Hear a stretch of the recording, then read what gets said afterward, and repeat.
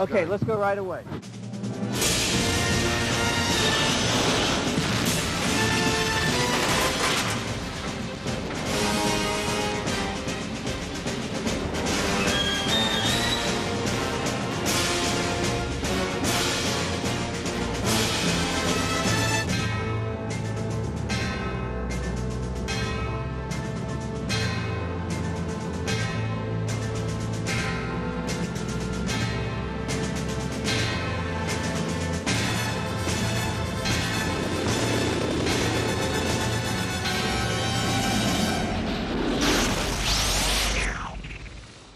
Again, like it's what you're suggesting is an interesting thing because you don't want it to look like you want it to look like you're wounded, but you're still going for it. Do you know what I mean? At the time, people tend to forget Batman was the biggest movie of all time, most expensive movie, and there was a lot of people's careers riding on this thing, especially at the Warner Brothers end. A lot of money involved in this thing. The set at Pinewood Studios was spectacular. There was nothing like Gotham City. I can't quite explain why movies like this are difficult to keep track of, except to say they are enormous. And I'm amazed at Tim and everyone else who worked on it. I mean, everyone else who worked on it, because everyone has to kind of keep up with it. One of the things I think I had about this movie is I knew how big it was going to be. You know, I knew this. For instance, they had a good feeling about it, but in the area which I'm involved in, I don't care, but I mean, it also cost me some dough. They were totally unprepared for the level of the success of the movie. It was Tim's vision. It was his eye. You know, once you bought that eye. The question was, how much does it cost, and where can you make it less expensive? Not cheap, less expensive, or as inexpensively or as controlled as possible. And that brought us to England to do that. It was a big movie, and there wasn't really the space at Warner's to do it, so there wasn't a lot going on in England. So Pinewood Studios seemed like a really prime candidate because it had the space and it had a backlot area where you could build out on, which was nice. And it was, had the artists and talented people to make a project like that go. And for me, it's a way of sort of being away from all of the business side of it, trying to focus on the movie, which was important and good, and kind of away from all of the hype that was back in America about it. Because when you're making a movie, you don't like get caught up in all that because you have to make it. So I think it turned out the right place to do it. I think a lot of it, I'm sure, was Anton first, who was an incredible, dark, interesting character. If you looked at Anton, he could have played a part in Batman very easily, well, as could Tim Burton. So you had these two guys, and you had Roger Pratt, who's a wonderful photographer. I guess really kind of balancing the two out a little bit, because Anton would go off and crazy ideas that sometimes weren't possible. His team were bringing back a bit. Tim had really wonderful ideas. He knew exactly the look he wanted. It was a tough shoot during the winter of '88, December, long nights. We used to be filming up on the Gotham streets, and you'd start at 4 o'clock in the afternoon. It was already dark in England, and you'd film right through till 5 or 6 in the morning. It was still dark. You never saw daylight, and it went on for weeks on end. It was a difficult shoot because it was, for the entire shoot, it was a 6-day shoot. But I don't think I'd ever do it again because I found it quite counterproductive. I mean, if you're shooting a movie, you're basically working every day anyway. So if you're shooting 6 days, though, you don't have really any time to prepare for the next week. So I kind of felt like a fighter in the middle of a fight who didn't have time to take a break, just take a step back. So it was a difficult shoot that way, and it was in the winter at night. So like for 3 months, I didn't think I saw daylight at all. Once we got in production, the astounding thing to me about Tim was and is the unshakable central self-confidence and lack of fear that he has. When I watched him, this was part of the scuttlebutt. His Batman was the biggest production in history in England in terms of production costs and so forth and so forth. And watching him, and you see this, I'm pretty low-key, you can see it on me. You don't see pressure on this kid. I'm thinking, geez, this guy's in his early 20s. He's got the biggest budget in history. It's not even a factor. He just goes about his business and does it. being relatively new to, you know, the first big movie, I was very grateful for Jack's support because, you know, he told me, you know, he just said, don't let them, you just get what you need, you know, and don't let them get to you and that kind of thing. Just was really cool that way and helping me get through the process. Tim was under a lot of pressure. He hadn't had that big blockbuster yet, so it wasn't like, you know, whatever you want, Mr. Burton. So there was definitely pressure. I mean, there was pressure between him and John Peters at times, and I think John, you know, made some good contributions. Some of the fight scenes he really insisted upon. But, you know, there was definitely pressure between the studio and the producers and Tim just to sort of, you know, get it all done and get it all good. It was such a great challenge to me that I had all my work cut out staying alive. There was a whole old school of production that in a way probably thought better people could do it than me, certainly. Not that it was blatant, but I think there was that feeling. So I was struggling to do what Tim wanted. I also think that in a certain sense he was considered to be very young to be doing that sort of thing and doing things which no one else had done. Batman, the first Batman's made the old-fashioned way, you know, with model shots and that type of thing. But most things we did in Batman were done for real, you know, whereas nowadays you have the luxury of doing a quarter of it and someone on a clever computer does the other three-quarters. But I think that's why the first Batman has such honesty about it. Is it Halloween? Part of what went very right on this picture, collaborative ideas on a real level about the material itself. Halfway through shooting, Jack and John Peters go to see the Phantom of the Opera. And at the end of Phantom of the Opera, there's a scene where she goes up to the tower. And the Phantom and the big conflict at the end, the big climax, takes place at the tower. I don't know how the story went, if John turned to Jack, Jack turned to John, but said, you know, this is what we need. And the next day, they started writing that scene, the whole ending in the tower. A script is a blueprint. It isn't the Bible.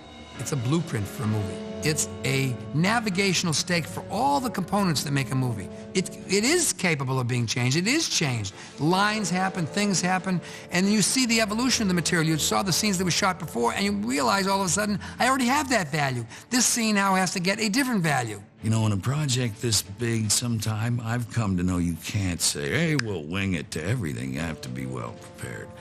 But having said that, because of the original freedom and gradual trust with the whole group of people making the movie, a lot of this movie comes from just moments of improvisational inspiration right there. Some before, or overnight, or as you went. Some actually while you're doing it.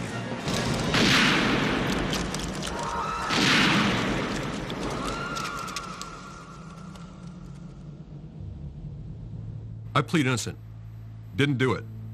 I did not have the Joker being the murderer of Batman's parents. That was something that Tim had wanted, you know, from early on, and I had a bunch of arguments with him and wound up, you know, talking him out of it for as long as I was on the script.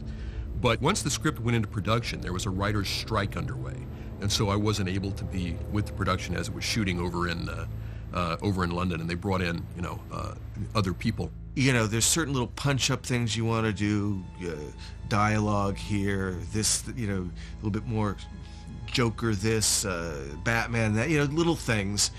But those little things end up sort of turning into big things, you know, and it also has to do with budget and things and what can we do, what can we not do. By suggesting a few little changes sometimes, it sometimes has a tendency to kind of just... In fact, some people complain that, you know, by letting Vicky Vale into the Batcave, that was too much. So, you know, it's a difficult crowd to please. And I didn't write that one either. I mean, I've been asked about it so many times. That's the one that they asked me about. Is, how could you have Alfred just let Vicky into the Batcave? And I have to say, you know, I agree with you. That is Alfred's last day of employment at Wayne Manor. The shooting schedule had gotten to the point where things had to be kind of wrapped up quickly there, and that's how that came about. The idea that script changes, of course it changes. It's just the blueprint. And of course actors ad lib, and of course the lighting changes, and of course opportunities arise. That's why it's called filmmaking. You know what I mean? You're making something. You know, it's the process that makes the magic. We work give and take together. A lot of the spirit of what we all wound up going for in the script, in refining, and in the shooting of the picture comes from that kind of thinking and, you know, fun kind of collaboration. I was working up these ideas, and there was a lot of skepticism about whether I was the right guy for the film, which I understood because I'd never done a big film, I'd never done a big budget film, I'd never done an action film. So I really had to prove myself, and I'll never forget, there's a presentation I had to make. John Peters was there, who I think was very skeptical. I know he was skeptical. And Tim was there, and I was playing this idea and that idea. It was a little bit scattered because that's the way my brain works. And John didn't understand this process, and I could see his face was like, I could already see like the bubble over his head. Wonder if this composer is available or that composer. And then Tim said, play the march, play the march, play the march. And I put on this Batman march, and John jumped out of his chair, really just almost started dancing around the room. It just definitely was not an easy, relaxed project, but I've learned since then that none of these, you know, kind of shows like that ever are. Yeah, and even if at the end of it too, because I don't know, she's moving her head up. Yeah, she's moving her head up. So. Once you set the date for a film, you say, we're going out, and you declare that date to the marketplace on June 19th, a set of forces are in action. You set that whole motion in action. The exhibitors, the distributors, the media, all the people, and everybody builds towards that date. It's very perilous to change it. Very perilous. I don't mean to change it a day or two, but you start changing it a week or a month, three things happen. One, they think the film's no good. Two, it costs an enormous amount of more money. And three, you get out of sync with all the forces that you've used to market the film, to bring it to that moment where the expectation of the audience is realized by the movie. So what you really want to look at is, once a studio picks a date, it creates a lot of force for you, but it creates a lot of drama around you. It's hard now to explain just how unique the anticipation was for Batman, and the explosive nature of the fans and the movie-going audience as it was gearing up and getting closer and closer to its release date. At the time when we made the movie, there was no real talk of the word franchise or real market, not a lot of merchandise. It was sort of pre all of that kind of stuff that now is just commonplace, really. The first Batman movie, in my estimation, was the best marketed movie in the history of film. It was incredible. You couldn't walk 10 feet without seeing someone in a Batman t-shirt or a Batman baseball cap. People were buying the Batman ties, the t-shirts, the hats, the cufflinks, the underwear, everything. It was like pajamas. That Halloween, the next Halloween, everyone wanted to be Batman. I think when I saw the Batman cereal, that's when it hit me, Whoa. Every bit of Joker byproduct and paraphernalia sold before the movie was released. They were out. They could have sold billions and billions more of these things, but, you make these situations, you got to make the deals, got to be manufactured, shipped, all this. You can't just say, give me 2,000 more Joker, So, in a way that's uncommon, apropos of hype or this or that, they had more customers than they had product for this particular movie. I remember one day somebody brought in a logo, and we all looked at it and said, what is that? It looks like somebody inside of somebody's throat. It was the logo for Batman. What made it unique is you didn't know exactly what it was for the first second. And then, like so many visual images, it emerged exactly what it was, so it required something to happen in your brain. And that risk of that logo embodied the aesthetic, cinematic equivalent of the risk of the film. This is beautiful. You know what I mean? This is a great piece of graphic art. And, that goes all the way back to Bob Kane. That emblem, the Batman emblem, that's what really sold everything. That emblem. Didn't have to say more. You didn't have to do anything but show those bat wings. Then Mark Canton and Peters wanted the Prince music. You know, he kept saying, we're going to have Prince do songs because Mark Canton's big hit up to this point had been Purple Rain. And where is the Batman? Prince was also a Warner Brothers artist, so I think we had talked about several different artists and coming up with something, and he came up with some crazy song, and that was a huge hit. And I think that hit before the movie, so that was a great sort of juggernaut with it. I do remember meeting him for the first time in the Batcave. You know, he kind of actually fit, you know, when he walked in. It was kind of funny. You know, we used 3/4 of his songs in the movie, and then, you know, he had written so many songs that they sort of released a companion conceptual album that he had done. So I guess it was the first time that I'd ever gotten an idea of, like, studio conceptualizing about things. Keep busting. Vicky Vale. Hi. Bruce Wayne. And what do you do for a living?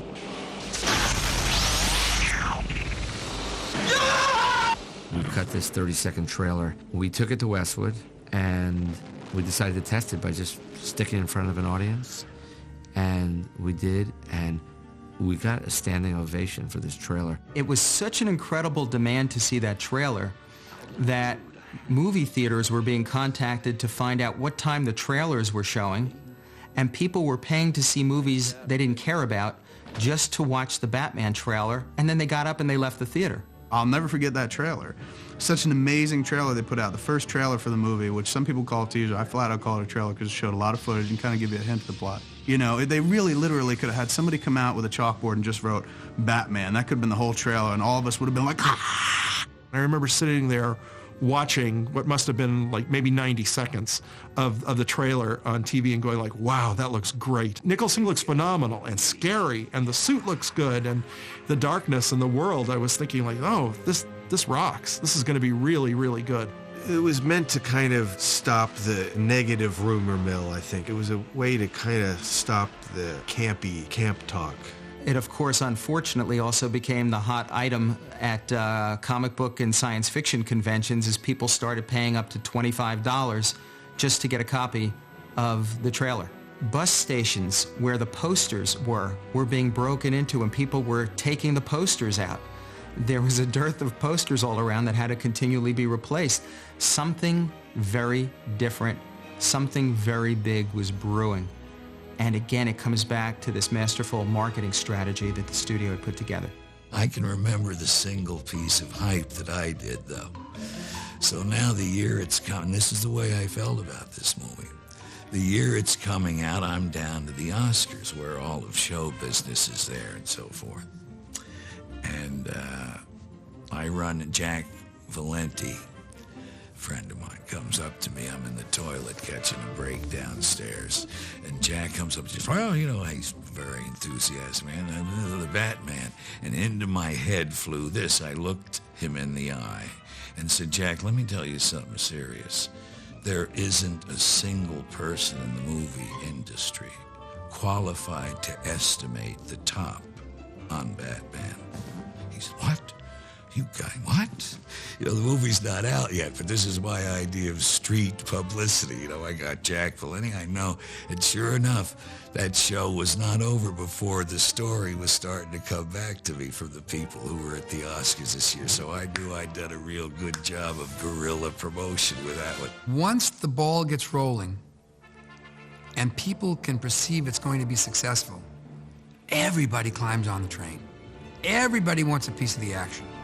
In this case, the distribution group saw that they could make a lot of money because they had a lot of what's called pent-up desire about the film. Not just curiosity, desire. Not just interest, but definite interest. Number one interest, seeing it first, and across a broad core. A very wide age audience was looking at it. And it was both male and female. So the idea was to get it as wide as possible, as broad as possible, as fast as possible. And this was one of the first films, if not the first film, that set the stage for one of these mega releases. You know, a large number of screens, a very concentrated media push in that week area in order to grab all the money in and create a firestorm, create something that would feed on itself. rather than having to be fed by further advertising. And it was a bold stroke. The idea was one which said that if there was a failure, it would be on a grand scale. I remember stories when the theater owners first saw Batman on the preview, and they were scared. They were scared because it was so dark and that people didn't know how it was going to go. You know, the theater owners are genuinely older people who were conservative, and, you know, they wanted a real happy, and Batman wasn't that. But to the young and to everybody else, it was a different experience. It was exciting. We couldn't have been happier in the summer of '89. I mean, it was so wonderful to see another DC comic book character on the big screen in a way that did things that movies did that we couldn't do in the comics, and yet at the same time were true to the underlying material. That was a thrill. Holy Hollywood premiere. It's the LA opening of Batman the movie. Maybe the almost full moon Monday night made the thousands of fans waiting outside the Westwood Theater batty. Some staked out choice viewing spots days earlier just to see the Bat stars come out. The night of the premiere was a very touching moment for both of us, especially Bob. As the car started to turn and we saw, it was like New Year's Eve on Times Square, and Bob looked at me, and even now I get a chill talking about it because his eyes just welled up with tears. He had never experienced this before, you know, and he was thinking, later he said to me, why would so many people like turn up for, you know, something I create? I mean, he just couldn't, you know, he couldn't fathom it. He really couldn't fathom it. But it was just so very touching because that meant the world to him to have that many people turn out. I think the premiere was on a Monday night in Westwood, and by the Wednesday there were people camped outside the theatre waiting for the movie to open on the Friday. And by Friday there was a line around the whole block. People dressed up and makeup like the Joker and all sorts of things. It was quite amazing that everybody had been caught up in this whole Batmania thing. Well, no, I think you can really prepare yourself because it's a surprise. I think it's always a surprise to me whether it's a success or failure. I mean, I get equally shocked by both. You know, when you're making a film, some things are in your control and then some things are out of your control. So you try not to dwell too much on the things that are out of your control. George Martin, the great Sir George Martin, I should say, who was the great producer of the Beatles, was once interviewed and said, the great thing about the Beatles is they were of their time. And I think that's important of any blockbuster, of any huge success. You have to be of your time. The timing has to be right. And the timing was right for Batman. Tim and everybody who worked on that film had pulled it off. The wheel had been reinvented. The whole genre of what we had considered to be